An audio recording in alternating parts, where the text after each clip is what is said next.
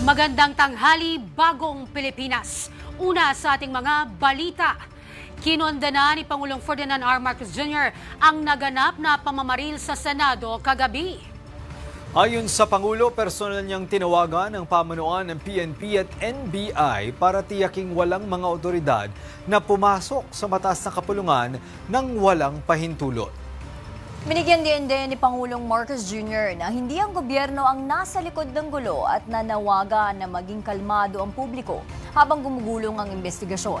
Para sa 3 sa tanghali, si Jinky Baticado sa detalye. Kalma lang po. Asahan ninyo yung gobyerno po ninyo. Hindi gagawin ito. Ito ang mariing inihayag ng Pangulong Ferdinand Marcos Jr. kasabay ng pagsasabing siya mismo ang tumawag sa Philippine National Police Chief at National Bureau of Investigation Director upang alamin kung ano ang nangyari sa Senado kasunod ng mga pagpapaputok ng baril kagabi sa gusali ng mataas na kapulungan. Ayon sa Pangulo, mahigit 2 oras niyang minonitor ang sitwasyon. Tapos ang sunod na tawag ko naman ay sa NBI. At tinanong ko sa mga NBI at kay Director Matibag, kayo ba ay pumasok sa Senado? Sabi niya, wala kang instruction. Ang sabi sa akin, wala kang instruction, sir. Kaya ba't namin gagawin yun? Yung nakikita po ninyo na naka-uniforme sa news, ang mga naka-uniforme dun, 2 klase. Yung PNP, police, na naka-duty sa Senado. Naandun sila para bantayan ng Senado, para mag-crowd control, para mag-secure ang Senado.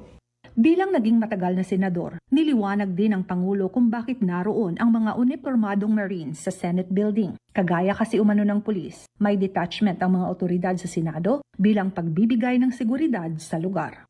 Yung isa pang nakita ninyong grupo na kasibilyan at may hawak na mga mahaba, mga usayon, yun naman sa Sergeant at Arms ng Senado. So lahat ng nakikita ninyong naka-uniforme o naka-armado ay nandun, ay tiga doon. Nandun sila talaga, doon sila nagjo-duty. Nung Supreme Court, mga alas 4 yung kaninang hapon, ay sinabi ko, umalis na kayo dyan. Dagdag pa ng Commander-in-Chief, agarang sumunod ang NBI matapos kausapin ng Pangulo si NBI Chief Director Matibag. Kaya naman tinitiyak nila na walang NBI sa Senado ng mga panahong nangyari ang insidente ng pamamaril. Kaya naman mismo ang Pangulo ang nagpahayag na kasama ang buong puwersa ng mga otoridad. Aalamin kung ano nga ba talaga ang nangyari at nauwi sa pagpapaputok ng baril sa mataas na kapulungan ng Kongreso.